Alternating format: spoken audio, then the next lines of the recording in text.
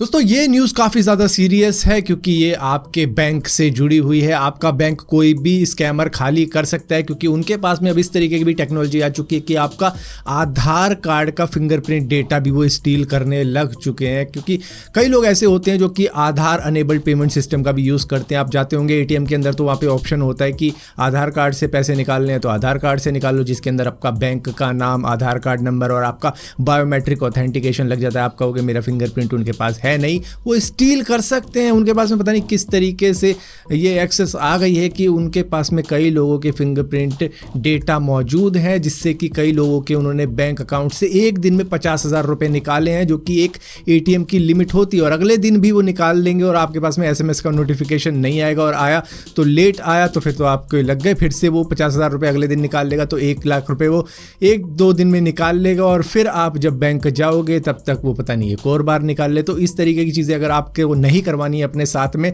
तो भैया आपको आधार कार्ड का बायोमेट्रिक डेटा लॉक करना पड़ेगा UIDAI की वेबसाइट के ऊपर जाके, क्योंकि बाय डिफ़ॉल्ट ये अनलॉक ही होता है। तो आपको खुद से इसे लॉक करना पड़ेगा, वरना ये स्कैम आपके साथ में भी हो जाएगा और आप सर खुजाते रह जाओगे कि आखिर ये हुआ कैसे। तो भैया रीज़न मैंने बता दिया कि किस तरीके से स्कैमर अब हैक कर सकते हैं आपका बैंक अकाउंट भी आपके फिंगरप्रिंट बायोमेट्रिक का डेटा यूज़ करके। तो सिंपल सी बात है, UIDAI की वेबसाइट के ऊपर जाओ और वहाँ पर जाके अपने अनलॉक बायोमेट्रिक डेटा को लॉक कर दो ताकि कोई भी आपके साथ में इस तरीके का स्कैम ना कर पाए। दोस्तों जियो और एयरटेल के ऊपर 14,400 करोड़ रुपए का टैक्स का बिल आ चुका है, जिसमें से जियो का है 8,400 करोड़ रुपए और एयरटेल का है 6,000 करोड़ रुपए, और इन दोनों का मिला के हो जाता है 14,400 करोड़ रुपए। यहाँ पर ये क्यों आ गया एकदम से? क्योंकि भैया 2013 में दिल्ली हाई कोर्ट ने एक जजमेंट पास करी थी कि टेलीकॉम ऑपरेटर्स को एक एनुअल लाइसेंस फी देनी होगी, जिसके बाद इन सभी के ऊपर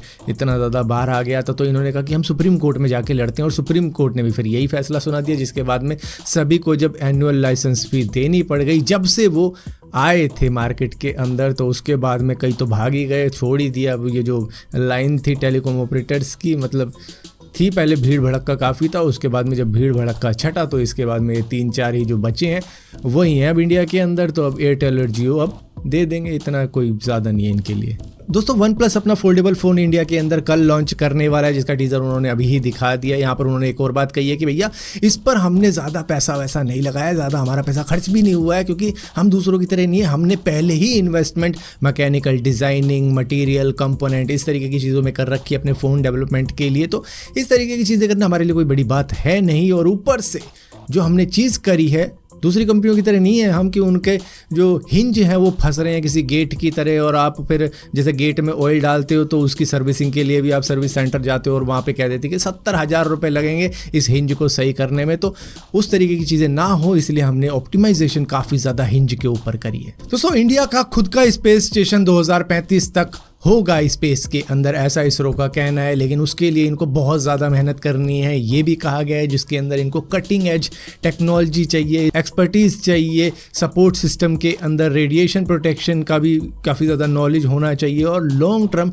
स्ट्रक्चर होना चाहिए कि मतलब काफ़ी टाइम तक वो टिका रहे स्पेस के अंदर, जिस तरीके से इंटरनेशनल स्पेस स्टेशन टिका है। इनका बजट भी बढ़ाना चाहिए, तो ये एक मेन चीज़ है। अगर बजट नहीं मिलेगा उस तरीके का तो भैया किस तरीके से स्पेस स्टेशन बनाएंगे? और जब तक ह्यूमन स्पेस फ्लाइट नहीं करवा देते तब तक ये सब बस ख्याली बातें ही हैं। तो उसके ऊपर भी ये काम कर रहे हैं, उसके अंदर भी एक्सपर्टीज़ लाने की कोशिश कर रहे हैं। इंटरनेशनल कोऑपरेशन की बहुत ज़्यादा सख्त ज़रूरत है कि पार्टनरशिप हो दूसरी कंट्रीज़ के साथ में जिनकी एक्सपर्टीज़ है इन तरीके की चीज़ों में, जिससे कि कॉस्ट भी रिड्यूस की जा सके कुछ कंट्रीज़ के साथ में मिलकर काम करने में, और इसी के साथ साथ लॉन्ग टर्म सस्टेनेबिलिटी होनी चाहिए, जिससे कि आपने चलो भेज दिया स्पेस स्टेशन स्पेस में, लेकिन उसको मेंटेन भी तो करना है। तो भैया रेगुलर मेंटेनेंस भी उसकी होनी चाहिए, रीसप्लाई भी वहाँ तक पहुंचनी चाहिए। तो इस तरीके की चीज़ें, और सबसे मेन बात पब्लिक सपोर्ट का होना बहुत ज़्यादा ज़रूरी है कि ये नहीं कि भैया ये क्यों बना रहे हैं हम, इससे बढ़िया हम वहाँ पे ये बना लेते हैं, यहाँ पे वो बना लेते हैं, ये कर देते हैं, वो कर देते हैं,